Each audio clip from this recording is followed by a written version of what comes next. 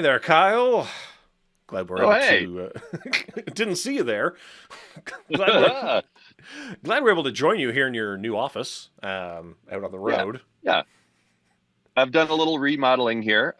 Today, my office is an undisclosed location in the parking lot of a major fast food franchise somewhere near the Colorado-Kansas border. Okay, excellent. Yeah, a place that is similar to but legally distinct from various Yum Foods brands. Yes. Um, I yeah, will also say it's rather warm here, so we'll see how this goes. yeah. If one of us passes out from heat exhaustion, we'll just end the thing early. And anyway, for various doxing We'll reasons, we can't get too into we'll save the specifics, but spicier questions for the end. ooh, okay. Yes, that's a good idea. Today, as we've alluded to, we're going to be talking about business questions, which is why I've contacted a man who appears to be living in his car. This is, I do have a sleeping bag visible over my shoulder here. yeah, exactly. Kyle, you're a digital nomad. If anybody knows about living this modern lifestyle, it's you. Right. That's the cool thing that I'm doing. Yeah, Yes. traveling from town to town, solving all people's motion design problems. But hey, Spider John, what's going on? Welcome to the show. We are we're going to be talking about business questions. We have a bunch of business cues in order to they are queued up in our queue. We're going to get into them. But if you have anything, if you're watching this live, let us know in the comments if you have follow up questions. I don't know. We'll figure that out. Maybe before I get into it, I'm going to copy this link and then I'll tweet about this link, and then maybe people will filter in to see their own questions be answered on this show. That's So, probably a good idea. Evan, I have a little note for you here, and this is not a joke. My phone says it's getting warm. So I'm going to go ahead and take this opportunity to turn my car on, which Perfect. may create some audio issues, but we'll figure this out. Perfect. This is the pre-show. This is what you get when you come in early. Right. We're doing it live, folks. All right. You can roll on. This just may steal my audio to my car here. Okay. Well, so far it sounds normal and good. So everything is normal and good, and it's fine, and Kyle is not burning, and this is good. Okay. Tweets happened. Kyle, how's that audio situation working out? There we go. Hey, he's back. So you've got me in a different way now. If it's Uh, workable, then great, keep rolling, and otherwise, well, I'll assess. yeah, I don't know. It seems fine. I don't know. I can hear you. Cody, can you hear the Okay. spider? Can you hear Kyle? Let us know if the audio sounds wackadoo at any point. Um, Also, I mean, we're going to cut this down in the future.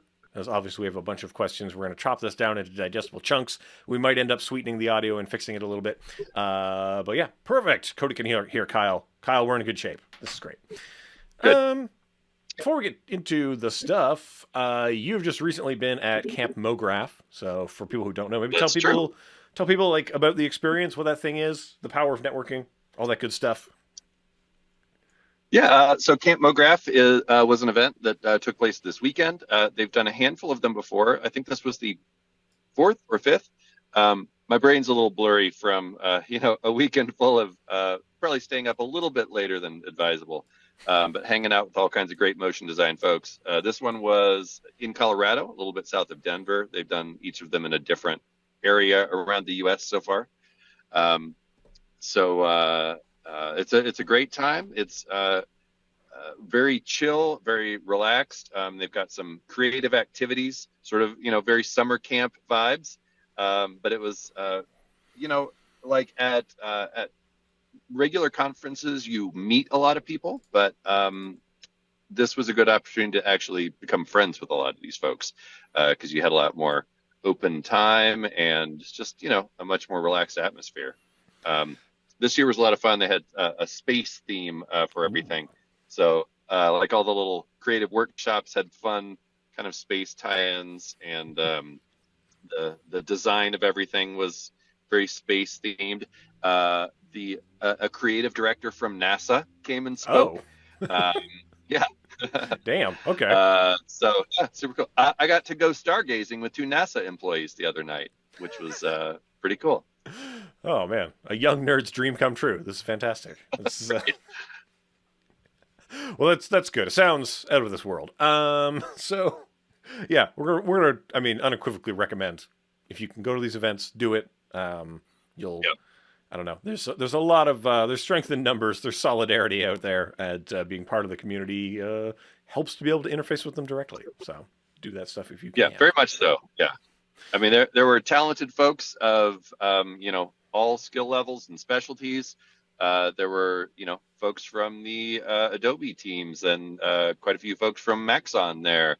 Oh, sweet. So the Grayscale Gorilla folks did sort of a little focus group with probably way more people than they ever could have in any other context.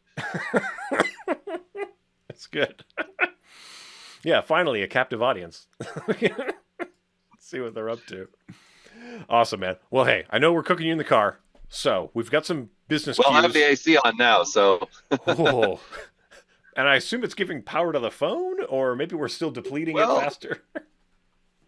yeah, we'll see. Hopefully, my phone doesn't burst into flames. But if it does, we'll make jokes about it and Yeah, yeah, move yeah. on, I guess. Exactly. What else can you do? So we've got a bunch of questions. They were sent in. Some of them came to us over Instagram. We got some from Twitter. I'm going to set them up. Then we're going to talk about them for a bit. Then we'll have a move on to the other ones because ideally we are able to, like I said, chop this up into things. So we'll try to be succinct, I guess. But question the first. This one, I believe, comes from Nous VC out in Spain. I think they're in Barcelona. And this one's a heady one, Kyle. I want you to brace yourself. What is? I am sitting down. Okay, thank goodness. I'm not, so I feel dangerous and untethered. So, what is the solution that we sell to businesses as motion designers? So we're motion designers. What even is the solution that we sell to businesses? And Hmm. kind of the follow up or rephrasing is what is the problem that we are actually solving? So yeah, it's causes me some existential dread. But if you've got some thoughts percolating on it, Yeah, uh, I'm sure I do have some thoughts. So, I mean, maybe the best way to start is also to somewhat undercut our own skills by saying motion is not the solution to everything. well, Sometimes it's just a flashy thing, and clients may just want it because they want it. mm, And if they want to pay for that, great. Um, but motion can actually solve a lot of problems because if you think about, I'm holding this little brochure from the camp here. right. This is a static design, right? There's only a very limited amount of information that you can contain on this. Or if you Hmm. put a lot of information to it, it starts to become, it gets full, it gets busy because you're overloading it, right? Hmm. But with motion, you as the designer or the client ultimately, whoever is presenting this thing to an audience, you have the opportunity to control the information that you're putting out there and control how the viewer gets that. Right. So you can tell a story, communicate your message, show things in different contexts. Just gives you the ability to have a lot of variety and control there, but contained within a short time, Mm. I guess. And I think, like when we're talking about what is it that we sell to businesses, right? Well, I think Mhm. that's a pretty broad term. Motion design is obviously deployed by a lot of different things. So let's talk about sort of the kinds of things that we end up sending kind of direct to client, right? We see a lot of explainer Mhm. videos, right? And that is Yep. by design obviously it has a temporal element to it. Like it's like animation, but it's a little bit less. Some might say, or it's like animation, but it's a little bit different, or it's not as strict to various forms of production. So, but an explainer video is something you really can't do without motion design. Right? That's a very Right. limited thing. Right. I mean So, that an explainer video is taking an entire informational brochure that uh, for one thing, obviously doesn't really work so much on the internet, but it makes it interesting and fun, and you can have music and pacing and fun characters and stuff. Um, when's the last time you were excited to pick up an informational brochure? I went by the Church of Scientology not that long ago, Kyle. I read some Oh, very well, interesting perfect. things. Um, You're going to get also, us sued, Evan. of course, sued if we're lucky. So, hey, CJ, hey, Joseph, hey, Umacorn. So, right. So, when we're talking about that, what we're really saying, I guess, is engagement, right? We are, Yeah. it is more engaging because we are able to draw people in with all these different facets of the medium. So, oh, Kyle, we just have confirmation that the tweet worked. So, we did draw people here with the power of social media. So, That's yeah, we did it. So, engagement being a big thing, and this is, I would say, like, if we're thinking about anybody, motion in these contexts, especially ones that are prioritizing video, we're able to take things that are static in design and provide them with almost immediate motion, which is going to get you increased attention.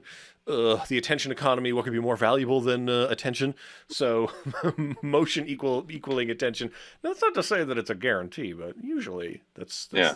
the idea. The promise of the process is attention and engagement. At the high level And, buzzwords. if we want to step back just a little bit, let's even like boil this down to something fairly minimal, like Okay. a little UI interaction, like Hmm. something that's pretty universal now, a little toggle switch moving from here to here. Think about trying to explain that with words, which I just did, or like a single static image. Like you'd have some little arrows and stuff like that, but imagine how elegantly you can depict that with motion. It just goes bloop, and then you Yeah. probably see like the colors change, or you immediately see the effect that that switch has, right? So that's just uh, it's really hard to get those capabilities of being able to show as much stuff in such an immediate and clear way. Yeah. So in those ways, we're talking about clarity. We're talking about almost wayfinding. So imagine you go and look at a map, right? We're at the mall. Kyle, you've been to a mall. You know what I'm talking about. And In theory, yes. okay, cool. So just imagine a mall. It has a bunch of stores, and you have to find your way around to all the stores. Usually, there's a map in the mall or in the airport, which people like to go places in airports, trying to be relatable. And the wayfinding of these places, a lot of it takes place in a static format. And more recently, people are Yeah. moving into even more motion things. So if I say I'm trying to get to lids because my dad's turning 70, I want to get him a retro Blue Jays hat. I touch lids on the map and it shows you a dotted line going from where you are to where you're going to go. Like the wayfinding is literally being shown to you. Now this is of course interactive elements, but it could be interactive and static as well. But this added level of explaining and clarity and context that you can get from motion that you can't convey as easily, right? Something that like Right. if you're thinking like those crash cards in an airplane. Open it up. It's a little cartoon. Step one, step two, step three. Well, with motion, you can actually show the person doing the thing with an amount of clarity and conciseness. Oh no, Kyle's gone. we got bumped on the thing. I think Kyle has just been destroyed by the internet. We'll see if we get him back on the thing. It's really exposing the way the show is made. Kyle having been dropped from the call. I'll try to get him back on in a minute while I sort of ramble incoherently here. See if we can pull him back into this thing. But right now we have to suffer two of us on two Evans on the thing while I wait for. He's got the link. He'll find his way back in. I hope, or maybe he won't. I love these times when we trap Kyle in a hot box and then cook his phone. It's my favorite part of the show. Ooh, I have the Evans solo screen. We can go to that one. That looks like me. All right. So while Kyle is away, Evan gets to say all the things that he wants. So when we're thinking about selling a solution to people, we're gonna get Kyle back here momentarily. We admit Kyle to the room. Oh man, I was just about to go on a tear. Oh, potentially. Oh wait, he's still joining. There he is. Kyle's back. Oh, but I can't hear you now. Kyle, we gotta get your audio back in. potentially. Hmm. Oh, now. Sorry about that. So what happened, Kyle? Did we cook your phone? What's going on? I honestly don't know. It just kind of stopped doing what it was doing. So Perfect. Well, I got a bit of a tear in there, so finally back. Anything else you want to jump into with this? Like, what is the problem that we're solving? Right, kind of a yeah, quandary. yeah. I mean, we've spent several minutes now talking about how motion lets you be concise, right? Hmm. And if you're selling a product or service, you're trying to communicate what you do to people, and you probably know that most people don't have a lot of time or attention span. And so if you can communicate a lot of things in a quick, easy way, easy to digest, that seems like the best possible scenario, right? And Yeah. motion is one of the best ways to do that. Yeah, and then I think when we're thinking about, I guess just to wrap up, who is the businesses we're talking about? If you're going direct to customer and you're going like in cold and you're saying, guys, you got to get some motion for your, what do you do here? Like, it's not a good fit for everybody. Like a mom and pop cookie store Right. probably doesn't need a motion thing. But Right. They probably don't have the budget to do it in a way that would actually be worth anyone's time, right? yeah, Um, they'd probably be better served by some good static designs versus a bad animation. yeah. Now, if that same cookie place is thinking, we're trying to get into these various segments, we want to get children eating our cookies, and therefore we are really increasing our Instagram presence. Well, can you make a cartoon cookie character for us to do this? Like, there are ways to shoehorn it into anything. Sure. But the problem, just because I know we're gonna kind of dovetail this with other things we talk about today, that if we think about the problem, what problem do we solve for a production company? What problem are we solving for a film company? Right? Those are very different and probably Right. pretty normal problems that they're facing all the time. Right? Yeah. We want to do an interesting credit roll for the front of this film because we need audiences to be invested in this thing, or we want to put this Make something wonderful thing. memorable. Yeah, because and their intentions are much more artistic and we'll say Yeah. less ROI oriented, I guess. I Yeah. don't know. Yeah. So it's a Less definitely measurable. Yeah. yeah. And then if you think about, well, what problem am I solving if the business I'm talking to is an influencer? Well, again, we're back to the engagement and the attention and the kind of production values that are elevating brand stuff in those areas where we are taking things that could be static and we're elevating them through motion. And then even further problem solving at a production level, there's a lot of these like automation things that we solve, Mhm. right? Like we are giving people tool sets basically. I don't know, you're Right. you're a templatesman there, Kyle, so maybe you could speak to some of the joys of that. Like it's the less, I don't want to say less artistic side, but it's a much more like designery and technical application of what we do. Yeah. And there's a lot of. So I'm gonna use sort of an older school example for it, but it maybe is a good way to talk about it. Hmm. When broadcast TV was still a thing that people watched, um, when you would put out a TV spot that has, say, a phone number on it, you might give a different phone number to every single channel so that they would be able to track where those were actually coming from. I used to do a lot of this, and it was all quite manual now. Obviously, in ye internet days that we're living in now, you could think about the same thing. Like you might be trying out slightly different versions of ads on different platforms, or on ads that allow you to target different groups of people. You could target, group A with version A of the ad, and you could Hmm. target group B with version B of the ad. And if you can structurally set that stuff up, even if it's something as simple as text changes or something more dynamic or large, like there's a lot of tools to be able to do that, even where you can have projects that live in the cloud and people who don't know how to use After Effects can type things into a spreadsheet and trigger cloud renderings that make 100 versions. Yeah. It can all get pretty deep if that's a thing that you're after. And those are like, let's say these are much more niche problems for much more niche people. Like Right. if we're in a production environment, we're solving a totally different type of problem than it Yeah. is for a direct to client. So hopefully hopefully that helps. I hope Nose wasn't just setting us up with a great question there off the jump, but I don't know. I think Kyle, I I'm mean, gonna I say feel like maybe she is.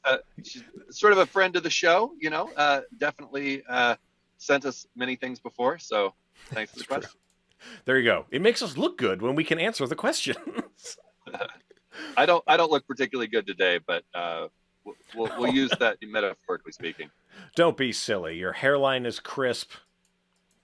You were wearing glasses earlier, and that helped. There's all these different things. The lighting in the car is fantastic. You've got like 10-point lighting happening in there. It's great. Kyle, question the I second. feel like I have some weird edge cropping going on since I reconnected, but You do, and it's difficult to rescale you, so I'm not doing it. I'm sure it is. I sympathize. Yeah. Oh, here we go. Oh, guys, we have a live question from Davidio Ham, the Ham Man himself, coming in.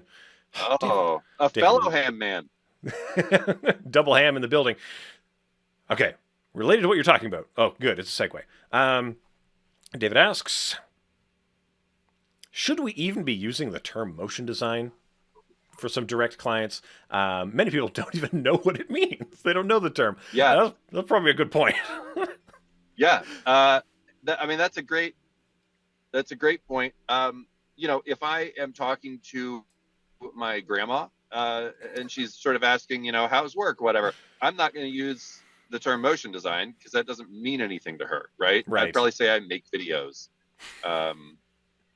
But yeah, I mean, as with all things, you want to kind of be mindful of your audience and explain things in terms they will understand.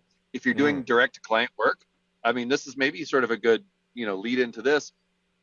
With direct to client work, or anytime you're working with someone that doesn't have a lot of experience working with motion, right? Yeah. A client, maybe an ad agency who's mostly been more web or print in the past or something like that. Part of your job is going to be helping educate them not only like what this thing is, but what it can do. They may not think about, a lot of what we were talking about in the first question, the kinds of problems you can solve with motion.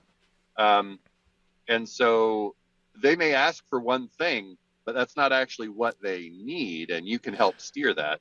Yeah, and I think a lot of people who work direct to client, they don't just do the moving stuff part, right? There's a lot more layers of the thing. Like there's a lot of like meta stuff to get into, the crafting of the message and all that kind of deal. Like I don't know. That's where the juice is, I think, for a lot of this stuff. It's not just processing the thing.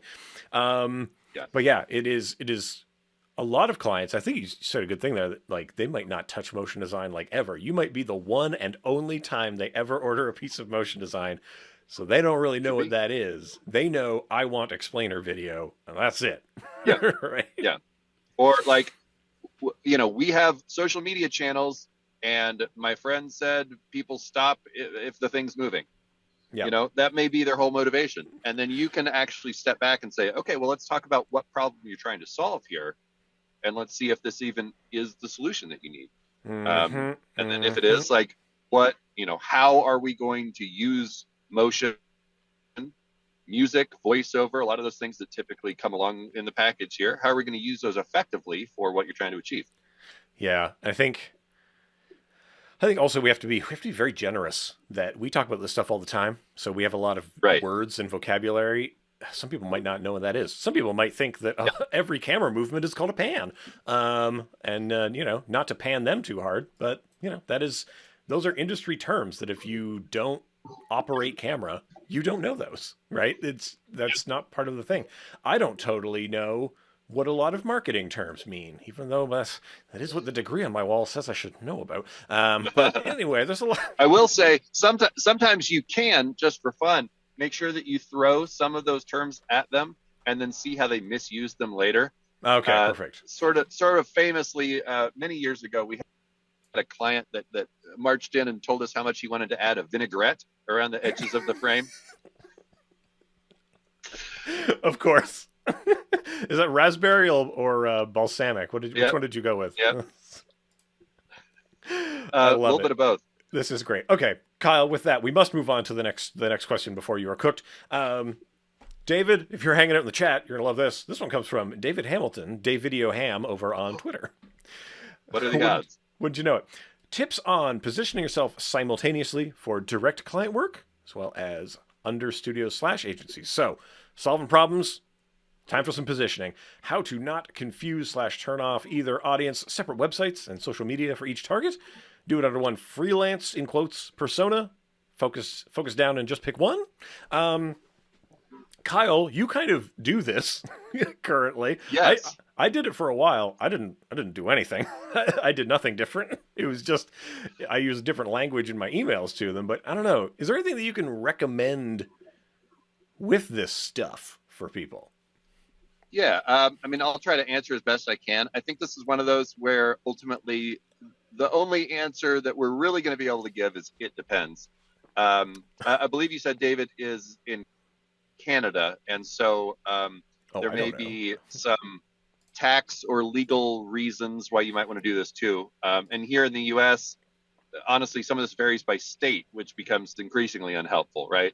But there will be places that, like larger production companies, may not want to technically hire another company where they might be perfectly comfortable hiring a person, even if there's actually no creative difference. So sometimes I definitely like kind of ran as both entities, and then I would still like sign contracts as my company, even if they're really just talking to Kyle the person.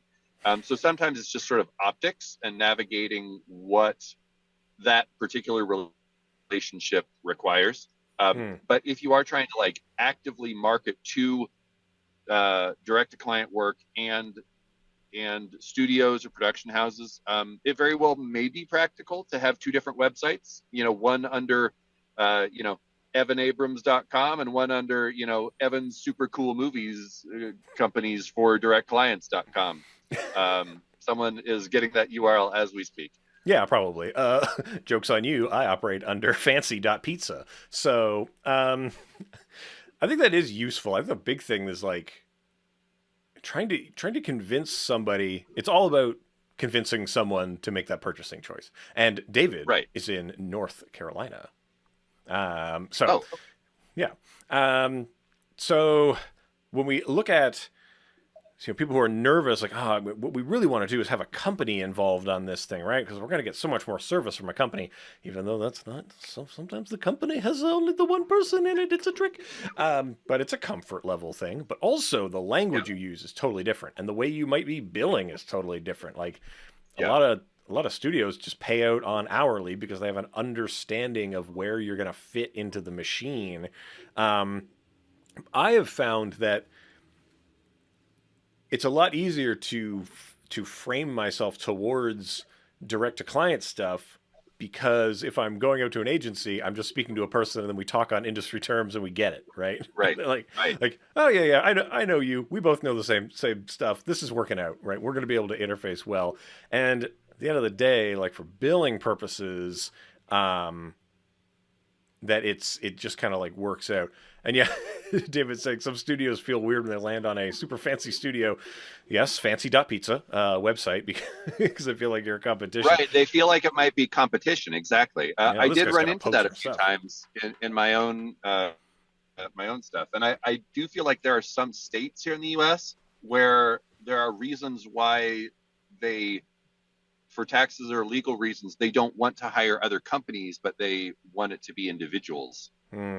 I might be wrong on that, but well, I mean, when they were getting to like 1099 stuff, and there's also like liability things about why you would be one form of company versus another form of company. But creating two separate brands can be a lot of work. Sometimes it's just as easy as having a tab that says direct to client work and a tab that says studio work. So like, especially when it comes to really delineating, and quite frankly, I think a lot of people who do mostly, we'll say, subcontracting could really stand to explain what specifically they do subcontracting wise. Because the other side, a direct to client person can come around and think you do the whole thing, but if you don't do the whole thing, You know, it's like, oh, Yeah. I'm not drawing any characters. I just make the characters move. Like, well, that's disappointing. I really thought that, given the context of what I'm seeing in your reel, that you do everything. So that of course That relies on a. that brings up a go ahead and finish your thought. I Sorry. was gonna say that really relies on quite a body of work to be able to say Yeah. this is all the DTC stuff I've done. This is all the subcontracting stuff I've done. But like it really behooves you to, if you're going to be, say, cold calling someone and say, hey, if you're looking to subcontract, here's the list of the stuff I can provide. And, that is a useful type of laundry list of stuff. Like, hey, I can fill in these gaps if you've got them. What do you think? Anyway, Kyle, back to you. Yeah. So, I mean, I had a thought as you were talking through some of that honestly, I think in most cases, again, it's going to kind of depend like who these clients are and who these production companies are. Um, but I think that you might be able to get away with having one brand identity, whether that's you or as a company name. But if you, yeah, do a good job of explaining what the work is, and I feel like case studies could really be helpful here. Um, Mm. like a direct to client business who's seeking you out to have you make them a video. They're probably less interested in case studies. I could see them reading it, and you could kind of even curate or target case studies in a certain way. But I could see how a creative director at a studio might be much more interested in seeing those nuts and bolts of what parts of the projects you actually did and how you solved those problems. Mm. And that could help them see like, aha, this person, wasn't just part of this 10-person team that made a cool video and we don't know what parts of it they did. If you can show your process, then that helps them understand whether you can solve the problems that they're hopefully trying to hire you for. Yeah, and like the flip side is that if people are thinking in a way more like productized mind frame, like I need a explainer video, it's going to be a Yeah. minute long. I don't care. I don't care how you made that sausage. I want to know how much it's going to cost, and I want one that looks like that. So, And that's a good point. They probably want one that looks exactly like that because those people that you're describing are not often particularly imaginative. No. They want one that looks exactly like some other one that they saw, but with their thing in it. And Yeah. so, if that's the case, if those are a lot of the people you're talking to, then a website specifically with those videos so that they can see exactly the thing that they're wanting you to make, it might make sense. Yeah. I don't know. Hopefully that was helpful. I don't know. Separate tab on website. Yeah. That's the idea. And I would say like, didn't I say it depends is really the answer here? that's true. If we're ever stumped, you just say it depends, then we move on. But like that idea of in one mode, I work this way. In this mode, I work this way. I like the really interesting thing I find about sort of business stuff is that through like landing pages and really like simplified websites and all these simplified flows, if you're finding, man, like 80% of my clients are this way, oh, it makes sense that I just double down and do that thing that I'm very good at and that they come to me for anyway. So hopefully that helps. Hopefully that makes sense. Do let us know. Follow-up marketing questions. degree coming back to you. Not a wasted 4 years after all. So as evidenced by right here. So if you got follow-ups, get at us in the chat. I'll continue responding with my terrible puns in there. But time to move on to another question. Okay. This one. How segued do we want to be? Not very usually. Let's see. Oh, okay. I like this one. You tell me. I can't read any of these. No, that's right. I have total control of the question asking process over here. All right. This one comes from friend of the show, Annika. So hopefully Annika's around. Maybe not. Probably modding other things because we're on the pirate feed now. So she's asking, how does a graphic designer who is a motion design beginner get started in the biz? So graphic designer, Great moving question. those pixels around, working more in the print, web, static medium. They want to get their feet. They want to do the motion design for real, Kyle. Any advice for someone trying to step into the octagon? I almost said panopticon, but that doesn't make any sense. but it sounds cooler, so we can make it make sense. Yeah, I mean, the idea of a panopticon is you're always being observed, so you don't step into one. Anyway, please, how does a graphic designer who is a motion designer, design beginner get started in the biz? Well, this is timely because this is a lot of what I'm talking about at Adobe Max in a few weeks here. Um, and we kind of touched on a lot of this in the first question there, which is that you'd want to be mindful yourself of kind of what problems you are trying to solve for your clients or for yourself by including motion as part of your skill set. Um, as we said, like motion can communicate a lot in a very short time, which can be really powerful. And if you're a designer, you're coming in with a big advantage because maybe this is just me, but I feel like a good design animated simply is probably always going to be more powerful than great animation on a bad design. Right. So I think in a lot of ways, if you kind of start small, start minimal, think like where are you going to get the most impact in adding motion? You can have a mostly static design with one hero element that moves, even if it's just a little loop or something, or an animated texture, and that can bring something to life with very little like animation lift, but make a big impact in terms of how attention grabbing it is or how easily it communicates a particular concept. So that's right, folks. The name of the game is upselling. So if you're already if you're already doing the graphical design, hey, you're already halfway there. You just need to say, hey, by the way, all these sick stickers that I'm creating for you to stick around on things or to give out at trade shows. What if they did this? Yeah, what if I animated them and you could put them on your Instagram, right? And now hey, now your social media team is getting empowered to do some crazy stuff. What do you think about this? So you're basically advancing this as a value add to start with. And it is a little bit difficult to say like, all right, I mostly make the brochures. Now here's 20 brochures I've made in the last, few months or so. How about you entrust me with doing some longer form pieces? I would even suggest that that's such a difficult thing to sort of leap to. If that's really what you want to do, right? You really want to make this big change in terms of output. You almost have to do a few tests. You got to prove it first a little bit. And I would recommend, I guess I'd recommend doing that not only to prove it to a prospective person, but also to kind of prove it to yourself. So you really get into this. Obviously, I don't want to get ahead of myself, but it's really important to understand how long is it going to take me to make these deliverables that now have a separate extra dimensionality to them?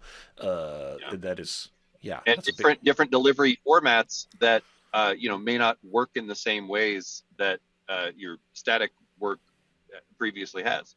Yeah, like as much as if you're delivering things for print, right? There's all these bleed areas and all this stuff. Well, hey, you know what? It's all frame rates and frame sizes and codecs and all that stuff. To make the leap to say now I'm going to make stadium graphics.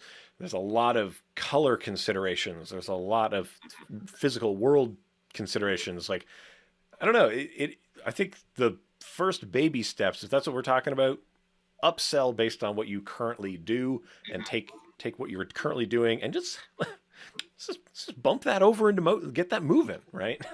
Make the thing just I'm thinking about this a lot in terms of like social media ads or little things that might go in a marketing email or things like that. And you just think about let's say that you're selling a pair of shoes or whatever, right? I'm imagining it right now. You could close your eyes, think about it. You could have a picture of a pair of shoes and whatever marketing language, and without too much trouble you could have those same shoes even just like moving between 3 different frames, and you've already created some visual interest there. And maybe if the concept is appropriate, you're sort of like giving the impression that these shoes are walking or dancing or something like that, and now you're adding this extra level of communication to what that image can possibly do to the audience, right? Yeah, and I think that's probably the best way forward if you're thinking about getting started. And then eventually you say like, oh wow, I've got a whole bunch of stuff. I have a whole tab, I have a whole discrete amount of motion things, right? And by then it's like, okay, now I can dovetail these smaller parts together into a bigger thing, and it builds and it Yeah, builds and gets yeah, more complex. Um, and for people who say do web design, right? They're doing things that are interactive.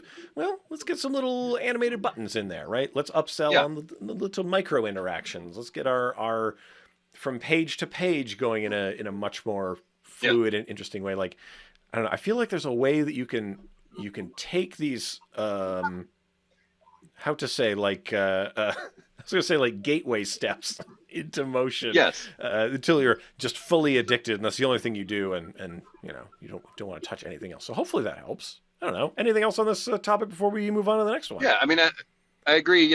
I think we both said this, but I think start small. A lot of people have these. I've seen this so many times. People are like, I want to learn After Effects, and I say, why?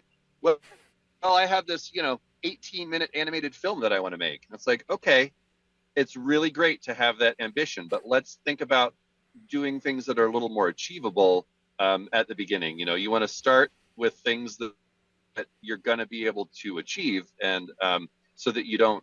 Uh, that's going to become like an 8-year project to finish this thing if you're just starting out, right?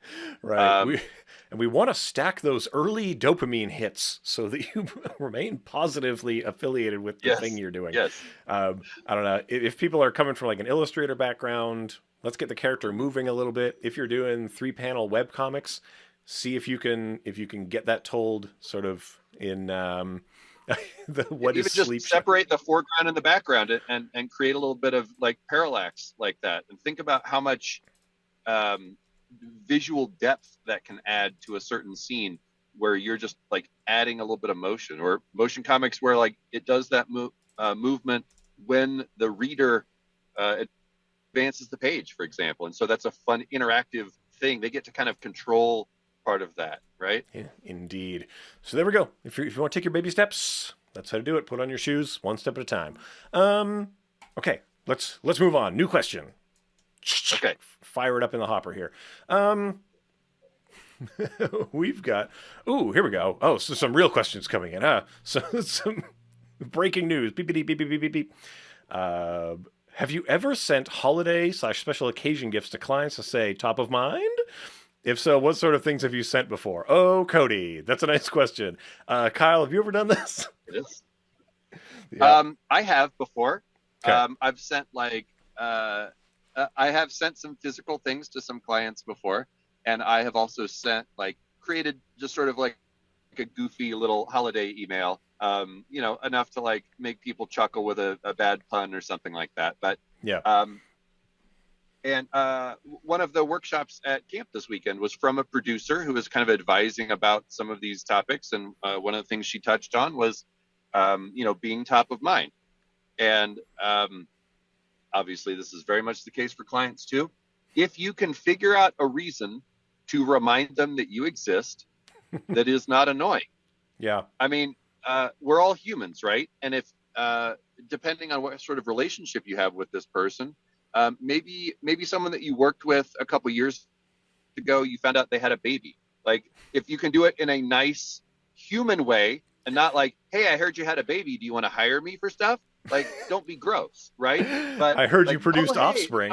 right, right. Hey, a couple years ago when we'd worked together, we connected on Instagram or whatever, and I saw you just had a baby. Just want to say, big congrats on that. And then maybe don't be salesy at all. Like, you could just be touching base there, and maybe that reminds them that you exist, and they say, oh, I actually just moved companies too, and our new company actually needs all kinds of stuff. I'm so glad that you reached out and reminded me that you do this stuff. Yeah. Um, It can be tricky to be real out there, man. I think. yeah. I guess the first Be thing. be friends first. Yeah. Obviously this is business, but like be a person first, and don't jump right into gross business mode. Yeah, try not to remind people of the transactional nature of capital Yeah. right off the jump. Um, I learned all of my business things at the shoulder of a kind of, let's say, like a first generation Korean immigrant who advised me to send fruit, which I did for many years. I would actually send a gift basket of fruit to people, which I'm going to tell you this, Kyle, was incredibly memorable. People remember me as guy that sent fruit baskets, which How'd actually that was work out for you? some of those relationships lasted like a decade. It was incredible. To the There you point go. where it was like, they're like, oh, it's getting around Christmas time. They had like a need for these fruit baskets that would show up at their offices and that people would fight over. So anyway, that was that was a weird thing that I did, and it kind of worked out. But it was And an that's odd. relatively small investment. It's obviously, around the holidays is an obvious time to do that kind of stuff and remind people you exist. Maybe you could also keep in mind that you're then sort of competing for the attention of anyone else that might be doing the same thing. Maybe make up a holiday in uh, May or something, and that's your time of year to do something that'd be memorable when it's going to be more unique for you. Oh well. Well, I thought we all celebrated Kyle's Giving Day, but I guess not. So Yeah. it's Well, strange we to should learn. start. Well, I was going to say Ham's Giving Day because we How got. memorable would it be if you were a client and you got something for Kyle's Giving in the middle of May? You'd remember that, right? Yep. Kyle's Giving May. It's great. So there's all these, Copyright. yeah, all these interesting things to be doing, and just I don't know. I think the hard part is just not losing that contact. It's really difficult Yeah. because you get busy with a lot of stuff and it happens. But I don't know. This is why I'm 35 and don't have very many friends. So let's move on to other questions before this continues. Okay, let's diverge a little bit here. CJ, hope CJ's still in the chat because we're finally getting your question. So knowing when to set up contracts with big corporations. Now, this is a question coming out of CJ out in Toronto. So we're talking about big corporations. When do you set up a contract? Kyle, how do you feel about contracts generally? Um, I feel like I'm gonna change the word contracts to agreements. Okay. I think just to kind of broaden this a little bit. Um, to CJ's specific question about when you're working with a big company, when do you want that contract in place? As soon as possible. Right. Before you do, ideally, before you expend any energy, there should be an agreement in place about what is happening, the scope of that thing, how much they're paying you, and what happens if they change that scope, right? Mm-hmm. If you're working with a little two-person entity, you're probably going to have a very different relationship with them than if you're working with a company that has 30,000 employees and the person that's going to write you that check eventually has never spoken to you, has no relationship with you whatsoever. Yeah. There's different people that are going to deal with every facet of that, and you don't get to see any of them. Yeah. And so you should protect yourself. Yeah. It is. Yeah. This is. I mean, the analogy is that we're practicing safe business with people. We're having an incredibly Yeah. intimate contact with another business, and the contract is how you protect yourself from surprises. That And most of them will require that. Their yeah. own business and legal reasons. They'll want to make sure that they have all of that laid out. Right.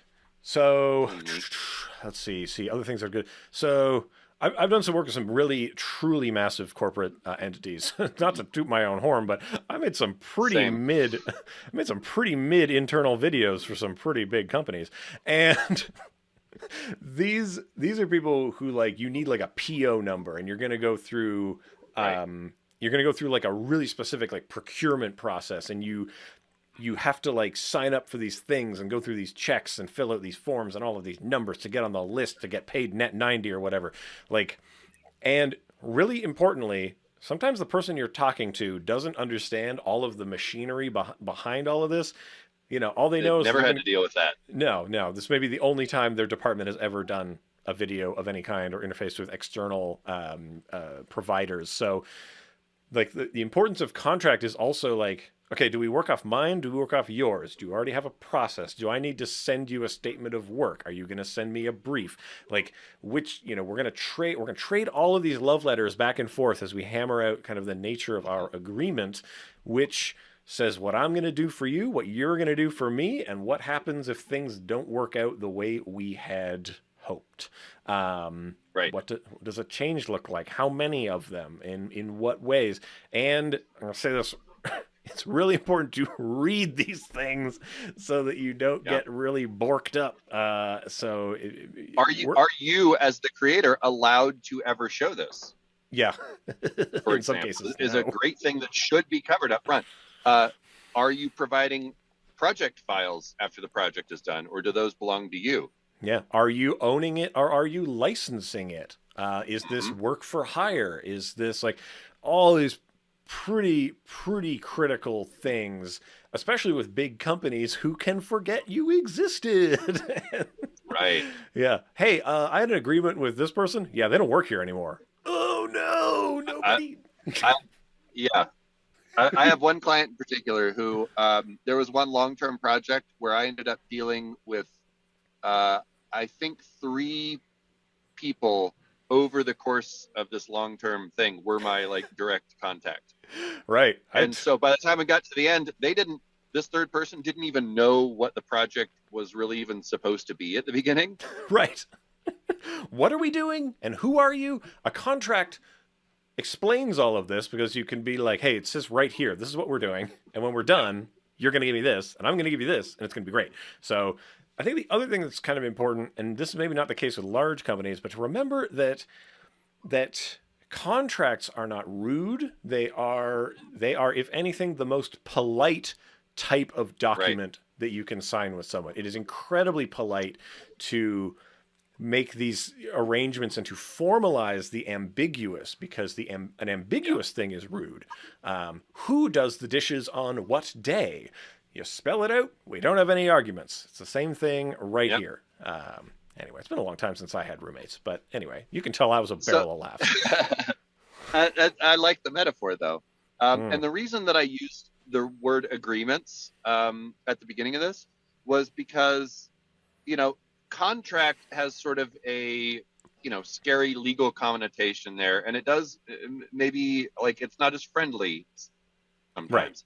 Um, but if you're dealing with a smaller entity, a smaller project, I mean, let's also just be realistic. Anything under, a couple $1,000s, like it's not going to be worth legal repercussions here. So this Mm, is more establishing, just getting everything down on paper, heavy air quotes on paper, right? But getting everything down so that we're all on hey, the same page, yeah. you know? The and you can have, of course, I'm not a lawyer. This is not legal advice. I've been told similar things by a variety of people.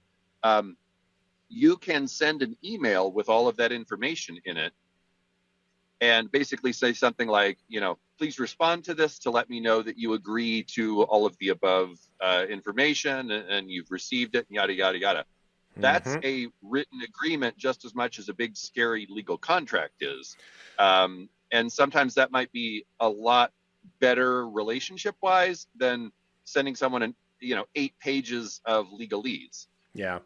But, always get it in writing as soon as you can, as often as you can, and get some initials on those things. So hopefully, CJ, hopefully that helps on that question. I want to acknowledge before we move on a couple of great puns here by David Hamilton. I'm not going to read them out loud because they're a little bit saucy. But addition of the details, love I it. look forward to seeing it later. Exactly. Yeah, yeah. Check it in the playback. You'll love it. So, next question. This one comes from Justin Galvan. Hope I'm saying that right. How to accurately quote projects, and also how to write a good contract. So it's a classic two-parter. How to Yeah. accurately quote the project. Oh boy, math. Let's do some, Kyle. Let's do some math together. Yeah. Are you prepared to do some math? Now, like, I think a lot of people talk about like hourly fee versus flat rate project fee. The point is, it's got to work out. It's got to work out to a good evaluation of your human life and skill and what the thing is worth.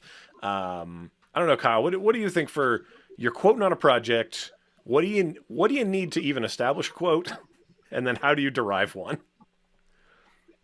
Yeah, well, I mean, what I need to establish a quote is, and this part can be tricky. It's always a little bit of a dance. You're kind of like, it's like a gunfight to see who's gonna flinch first, right? But um, if if at all possible, I try to be very direct about this now. Like, hey, well, while we're talking on this initial phone call before I put together a quote, let's just kind of figure out if we're even in the same universe here. Because if I'm thinking 50,000 and you're thinking $50, like we Yeah, don't need to continue this conversation, right? yeah. We're not coming But together on that. right, if we can figure out like, okay, obviously, like we still have a lot of details to cover, but if we're somewhere between 10 and 15 grand and we're both comfortable with that, then okay, great. Like we both have similar expectations here. It's challenging because sometimes the person you're talking to won't actually know. I mean, they do know how much money they have to spend. Let's be clear here. Everybody knows how much money they've got. You can just look at it. Right. They may say that they don't, and maybe the person you're actually talking to doesn't actually know, but someone at that entity knows how much money they can potentially spend on this thing. And Yeah. obviously they don't want to get taken advantage of, but neither do you. I really like to use ranges if you're Mhm. dealing with a full project thing, because everything is negotiable, right? Um, how much does a hamburger cost, Evan? Good question. Oh, geez. The ideal I mean, hamburger. this unnamed Oh, franchise restaurant I'm sitting by, you can probably get one for $1 or two, right? But you can ew. go to a fancy steak house and spend $50 on a hamburger. But those are very different things that you're eating, though, right? Kyle, how much could a banana cost? $8, $10? And that's part of that initial conversation I was talking about. You have to decide, are you talking fast food or Michelin star restaurant here? Mm. Get on the same page. Yeah, and And you can like present them with a range of options, mid-range, fast casual, to yeah. I think yeah. So, but the big thing is like we're gonna have to figure out a dollar value for our labor, right? And Yeah. whether it is producing a quote or if it's even just trying to price your time, I think people have a hard time Yeah. sort of understanding like the time Yep. value equation, and a lot of it really comes down to how much is it worth for you to do this and not something else with your life is kind of Yep. that's the hard part. And then like that establishes a floor, and then what is the higher range that someone would accept paying for this thing, that establishes a kind of market cap ceiling. And then there's always the question of are you willing to are you willing to budge on one of these. But I think advice I always give to young people kind of starting out is you must know thyself in some way to be able to Mhm. correctly estimate how long would it take me to do this thing that I'm describing, right? You have to have a realistic idea of how. Oh no, Kyle, we're live to everybody. So we Hello. must have. Hello, everyone. Yeah. So we're talking about quotes here. If you're just coming in, I'll cut out this explanation part. But you must know, and Brooke makes a good point here. Never forget taxes. Like there's all these extra things that are going to Yes. eat away at the bottom And line of this. profit margins. Yum yum yum. And like, but you must be able to realistically understand how long would it take me to do this. So that's going to help me establish the floor for doing this, and also setting the expectation for how long is it going to be on turnarounds between these various milestones and goalposts and whatever that we're establishing. Like that's why breaking a project down into really small, measurable chunks is super helpful. Like, Yeah. how much does it cost to do this job? I have no idea, but if I start, let's see, how much would it take me to do this part, and then this part, and then this part? Okay, we're gonna add all of those up, and then we get to somewhere, right? We're gonna, and maybe it's better to And even of course, you're present it that billing way. for all of that admin time too, right, Evan? I would I would hope so. Yes. Yeah. One point I wanted to put in here, and obviously this can be trickier when you're starting out, but if you keep track, you can be precise or you can be loose, but if you keep track of how long every project takes you, how long did you actually spend in design, in animation, in administrative. If you end up spending 20 hours of administrative stuff on a big project, keep track of that. And that way, obviously, no two projects are the same. But if you keep track of that, you can look back and say, oh, well, this project took me 20 hours and this one took me 100. And this new one that I'm trying to quote, it's much closer to the 20. So, it may not be 100% accurate, but at least I have a ballpark of where I'm aiming, right? Yeah, and it obviously there's a lot of mitigating factors that can happen in your life, etc. But like you gotta not get kind of lost in the thing that you're doing. Don't get lost in the sauce, and you really want to try to quantify what's going on. And I even recommend to people like journaling when you're working. So you can kind of like keep track of your stress levels and stuff like that. Like, man, I'm putting in 16-hour days to get this done and it's killing me. Like, okay, so never repeat that, by the way. Don't do that again. Yeah, a lot of people I know, it's a good thing if you can make the time to do even just a really quick little review when you finish a project.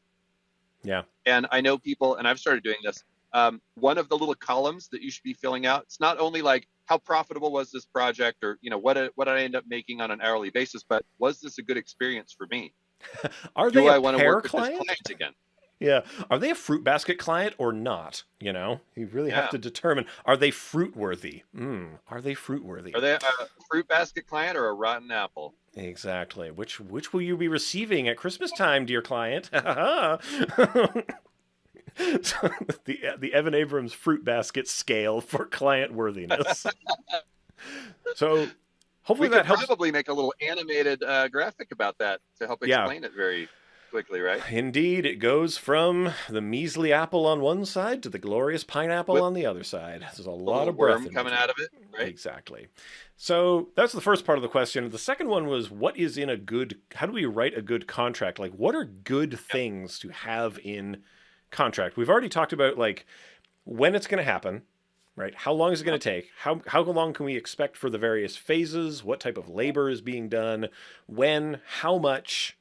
Right? Those things. What else needs to be in there? How many revisions do they get? And what happens if they exceed that? Sure. And what happens if you can't make the deadline? What happens if they do something that means that original deadline is no longer possible? Right.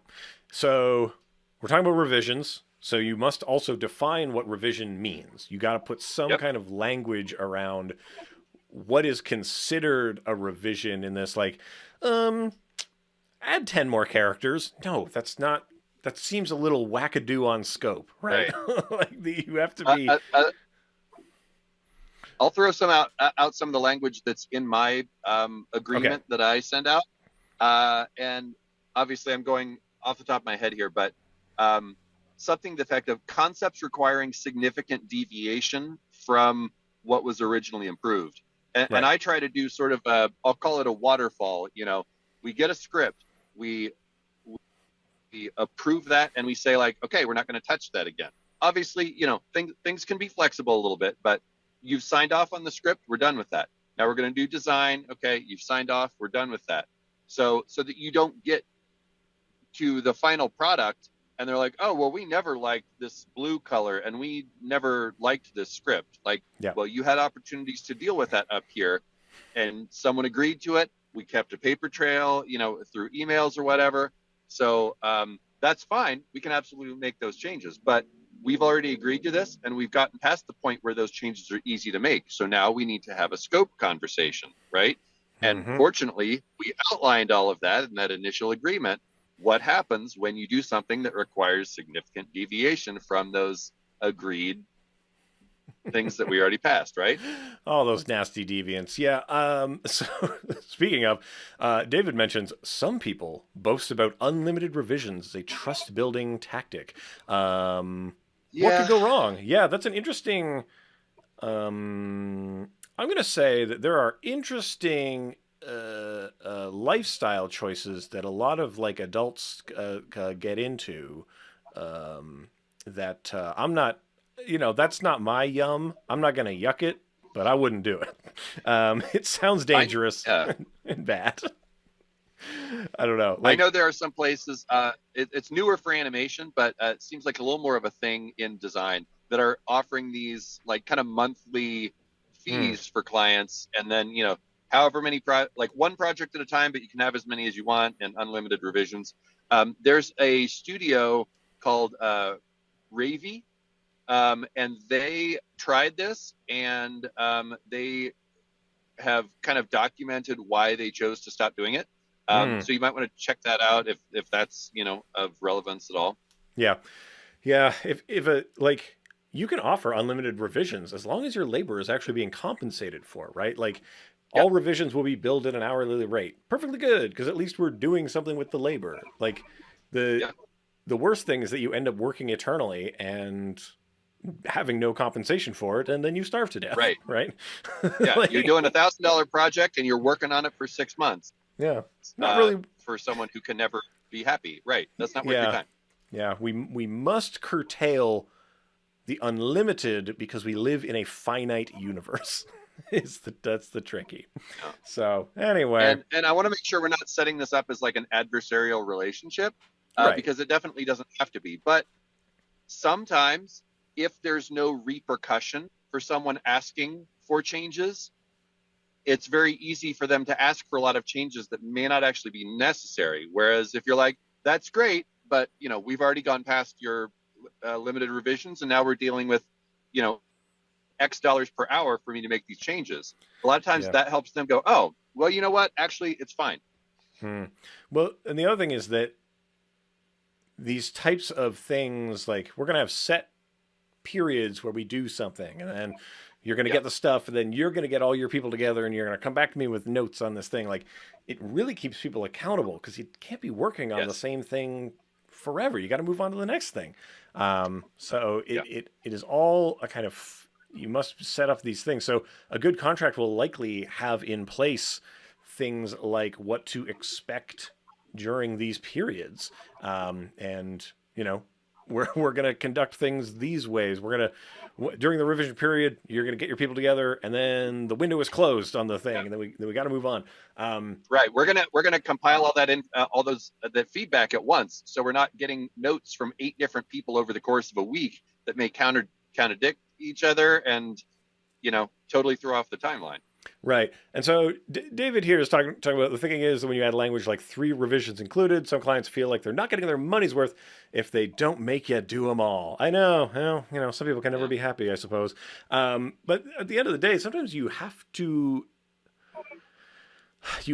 trust. Like, if you can't Hmm. get someone to trust you, and if the contract is a cudgel in order to pound Yeah. someone into doing what you want, I don't think you're going to have a particularly productive time if Right. provider and receiver are not able to trust. And like, I don't know, man. Like these are some basic kind of interfacing with humans problems that Yeah. Yeah. like and Reaver Mike says just fix what they want fixed and keep the client. Yeah, sometimes not all clients are, as we say, they're not all fruit basket worthy. We're Yeah. and Yeah. you're not going to keep everybody.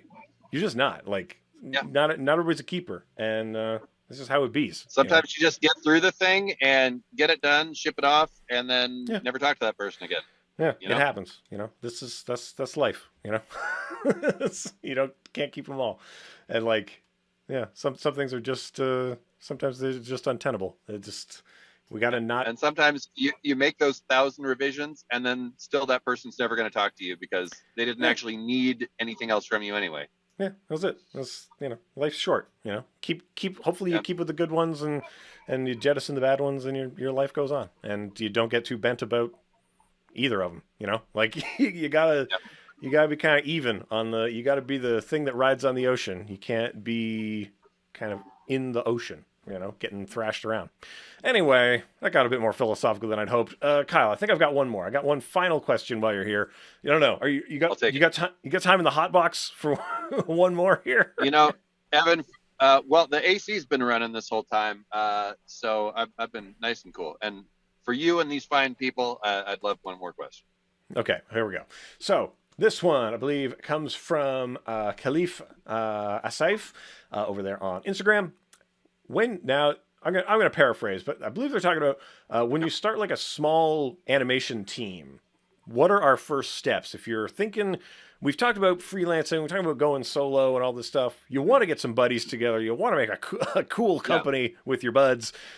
What are some of the first steps to do this? Now, of course, Kyle, I'm a lone wolf and I don't work well with others, so I couldn't tell you a lot of that. Yeah. Well, I have been part of a partnership, was for many years. I'm not currently. Um, I will say, especially if you're doing something like, renting an office space or buying any equipment or anything like that. This makes all this way more important. Hmm. You, you business people would put it in these terms. You want to plan for the exit, and kind of like the all this client contract stuff you were thinking about. Anytime that you're starting to share responsibilities, especially financial responsibilities with anybody else, you want to get all that stuff outlined and make sure that you know whose responsibility is what, and most importantly, what happens if someone walks away from this agreement, through their own choices, or through some, God forbid, some medical emergency or anything like that, right? Yeah. But if someone's, you know, if you partner up with somebody flaky and you have no agreement in place and they bail, like, are you on the hook now for, $3,000 a month rent that you can't afford? You got to Yeah. plan for that. Don't, again, don't be cutthroat. Like, figure out ways to be human about this, but get everything down on paper so you know what the agreement is, right?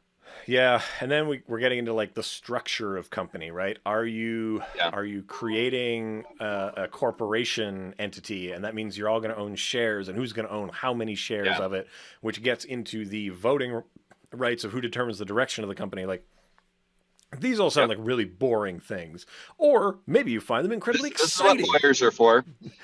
Maybe you're absolutely jazzed to talk about this with your friends about who's going to get how many shares of your imaginary company.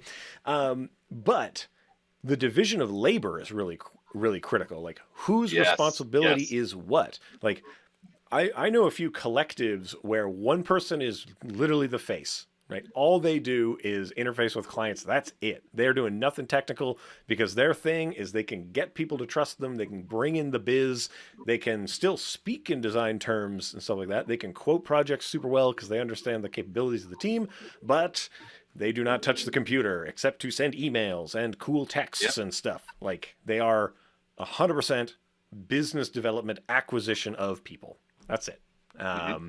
So anyway, that's one role that is useful, and specialization of labor makes for a better place. So if you're thinking about who do we need on our A team? All right, we need the guy. We need B.A. Baracus to build the vans. All right, we need Face Man to get up there. We need that guy who chomps on cigars.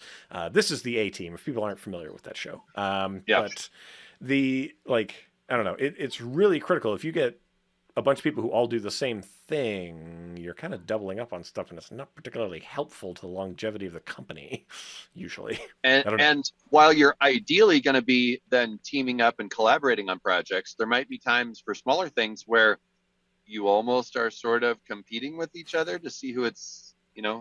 going to do it. Because to kind of continue the line of thought that you're on, okay, so we get $1,000 project, right? And Okay. you did all the sales, and then you locked in the client, and then you handed it over to me, and I handled all the client contact. I designed the thing, I animated it, I did the sound mix, and all that stuff. So if we get $1,000 for this project, how much of that is for you versus for me? Hmm. I'm tempted. I know there's a right answer here, but no, I'm afraid I'm not going to say it correctly. Like, and that's what I that. mean, there is no right answer. That Yeah. that's the kind of stuff that you have to think about. If you're creating like a large ongoing agreement for that sort of stuff, like, Yeah. does your face, your salesperson, like, are they doing a certain percentage of, obviously there's intangible value to being the person that brings that business in, but these are the Hmm. types of things that you need to think about and work out so that you're not figuring it out after the fact when people are mad at each other Yeah. because there were miscommunications. And I'll say this, like the structure of the thing is what's going to answer a lot of that. So, are Yeah. you a company? Are you a hierarchical company that has like a CEO and a COO and a CFO and blah, blah, blah, all the things you need?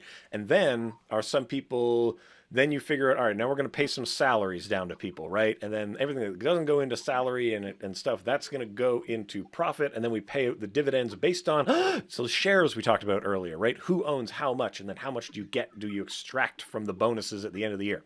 That's one type of structure, right? I used the word collective previously. A collective is a Yep. different arrangement of people that works in a very different way. You could be a worker owned cooperative, right? Which I'm going to recommend you do if you can. Create a worker owned cooperative because I'm a huge socialist and I'm a weirdo and now I'm going to go to jail. But, like this idea that who owns the shares? Everyone who works here owns the shares. And so we're all going to get a piece of the pie when it's bonus time, and we're all going to enjoy some of the surplus. And if we really, really critically, what happens when we bring on a new person? As much as Kyle, Right. you're talking about the exit. What happens when someone leaves? What if we get big and we get a new person? Where do they go? Yep. Right? Um, but yeah, like What if you do a swap? Because yeah, now, I mean, a new person is such a great thing because now you have this new person that's bringing their own value, but also they haven't been here to help establish all the value that you had already built. mm-hmm. Um, and of course, we should offer the disclaimer. Clearly, neither of us is a studio owner. No, And those would be great people to reach out to, but you're probably going to get slightly different answers from every one of them. Um, mm-hmm. but I think a lot of the things we've covered, I've heard a lot of studio owners talk about a lot of these things that they wish they had figured out in advance. And so those are good things to be mindful of. Yeah, a company that is 3 people that becomes a company that is 10 people, most Yeah. often that's when it falls apart. That's Yeah. usually when it turns into a company of no people because we beefed it and everything blew up. That's the Yeah. normal. That's the normal way things go because 3 friends starting a thing in their garage is not the same as now we need employees and we got to decide who gets how much pie and oh this person's not Yeah. We pulling have their to weight. hire Blah, an blah, blah. HR person. And yeah. Yeah, like these are real considerations that if you think about them early, you will not be pained by them later. If you assume the best and you assume the worst and you plan for either, you will not be surprised. Anyway, neither of us are lawyers and et cetera, et cetera. Don't do what we say. Don't take what we say as legal Right. advice.